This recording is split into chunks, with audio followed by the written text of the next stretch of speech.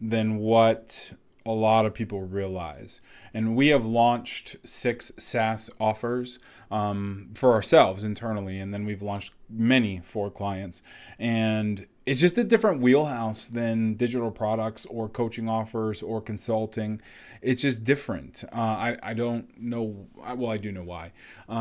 It's just a different business model. So the business model in digital products, coaching, consulting, all of that is basically you're selling promises, you're selling features and benefits. You're selling promises, basically.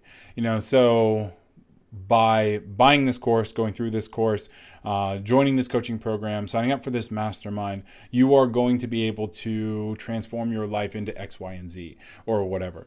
With SaaS, you're basically selling solutions. So the solution, therefore, is you're able to do this faster, cheaper, quicker, less with less headaches, so you're selling those features and benefits. You're not necessarily selling or promising those end results. What you're selling access is what you're selling. So your email just needs to take on a different tone. I mean, depending on what you're selling, you're using an automated webinar, you're using demo calls, you're using sales pages that have a 14-day free trial or a 7-day free trial. You might be selling annual. So there's a lot of different ways that you can go about selling, but the language that you're going to use in email marketing, you want to always step them through the funnel, step them through your funnel. So when, everything is kind of getting them to take that next action. They hit your website, then they opt in for a demo. They opt in for a free report. They're becoming a lead. And the only thing you get is their email address. So what the next action that we want them to do, we want them to then take a step, take the next step with our company. We want them to show up, to book a call, on our calendar. We want them to apply to become a member or a customer. All of the email needs to be geared towards those things.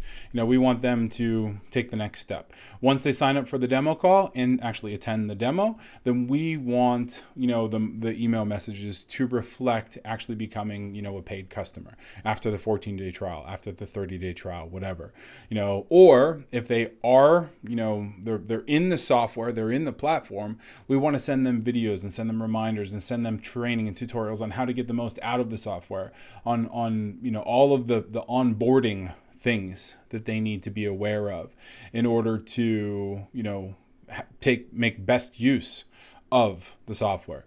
The interesting thing with SaaS too is because it's a monthly business model, usually, your email should be coinciding with their rebills. So you need to deliver some serious value. If you have a 14-day trial, you need to deliver serious value on day 12 and day 13. So because they're opening their email, they might be logging in. They probably have written it down in their calendar when their trial is up. And they've probably written down in their calendar when their first rebill is going to be. A couple days before, if you question the support department, almost every single SaaS company we've worked with, about 28 days into the rebill, 2 days before the rebill is set to go, then they get a flurry of unsubscription requests or cancel requests. It doesn't seem like that because everybody's rebilling at a different day. But when you actually look at it, everybody is always dropping off, with 2 days or 1 day left of the rebill. I don't in my calendar have recurring reminders of when I'm going to get billed for things, but I know a lot of customers do that. So it's just interesting. So give value whenever you're about to rebuild them. Some of the other ideas, thoughts, split test your email, split test your subject lines. The biggest driver of email is the subject lines themselves. So you want to make sure that so you're split testing subject lines, they're opening those subject lines. You want to have good, solid follow-up campaigns. Whenever we work with a client, we always pre-plan the first 30 days of email that's going to go out to a client, depending on what they do. So how do we get them to go from a prospect to like a demo lead to a paying buyer? And then how do we keep them, in the mix long term? So it's something you're going to want to think about. Automation is also something you're going to want to do. One of the best ways to automate is based on URL page views. So if somebody goes to a page, like let's say they log into your software dashboard, well, then they should be removed from all prospect campaigns and put into your onboarding campaign immediately. Or if they sign up as a member. If they sign up for a call, you want to remove them from all prospect-oriented campaigns because they've progressed past that level. So always think of the hierarchy that is sales in your email. You want to proofread emails. I mean, I make all kinds of mistakes with my emails, but whatever. And then make sure you keep experimenting, So those are some of the quick tips and quick sales psychology and strategy, things when it comes to email marketing for SaaS platforms.